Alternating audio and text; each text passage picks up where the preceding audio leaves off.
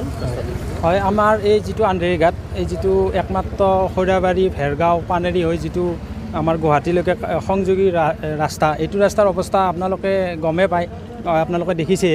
মই এই আপোনালোকৰ এই সংবাদ মাধ্যমৰ জৰিয়তে আমাৰ অসমৰ মাননীয় মুখ্যমন্ত্ৰী হিমন্ত বিশ্ব শৰ্মা ডাঙৰীয়াক অনুৰোধ কৰিব বিচাৰিছোঁ। তেখেতে নিজে গড় ৰপ্তানি বিভাগটো চাই আছে, তেখেতৰ হাততে নিজৰ গড় ৰপ্তানি বিভাগটো ৰাখিছে।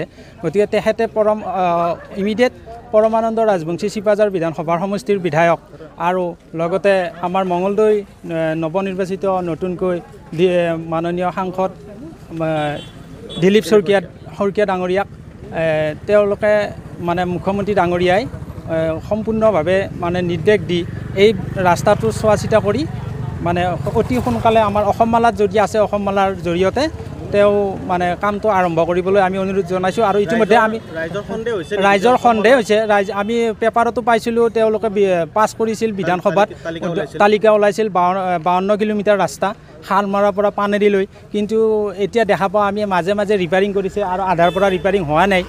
গতিকে এতিয়া সন্দেহ হৈছে যে আমি শালমৰাৰ পৰা পানেৰীলৈকে ৰাস্তাটো অন্য ছাইডত কাটি লৈ গৈছে নে এইটো ৰাস্তাটো আছে স্কিমটো নে একেবাৰে লাষ্টত বনাব আমাৰ সীমামূৰীয়া অঞ্চল কাৰণে, এইটো আমি ধৰিব পৰা নাই। কিন্তু বাকী যিটো একেলগে মানে চেংচন হোৱা অসম মালাৰ ৰাস্তাবিলাকৰ কাম ইতিমধ্যেই প্ৰায় সম্পূৰ্ণ হোৱা দেখা গৈছে, আমি দেখা পাইছোঁ আমি অন্য ৰাস্তাবিলাক। কিন্তু আমাৰ যিটো এইটো আমাৰ ৰাস্তা একমাত্ৰ এইটো পানেৰীৰ পৰা গুৱাহাটী সংযোগী ৰাস্তাটো ইতিমধ্যে নিৰ্মাণ কৰাৰ কাম কোনো আৰম্ভ কৰা নাই।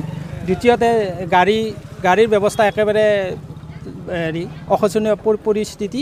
আমাৰ মানে STC এখন আছিল, STCখনো যোৱা বন্ধ কৰি দিছে চৰকাৰে। STCখন ৰাস্তাৰ কাৰণে নাযায়, ভেৰগাঁৱৰ পৰা আহিছিল, এতিয়া আন্ধেৰীঘাটৰ পৰাও নাযায়, তেওঁলোকে মানে ৰাস্তাৰ কাৰণে নাযায়।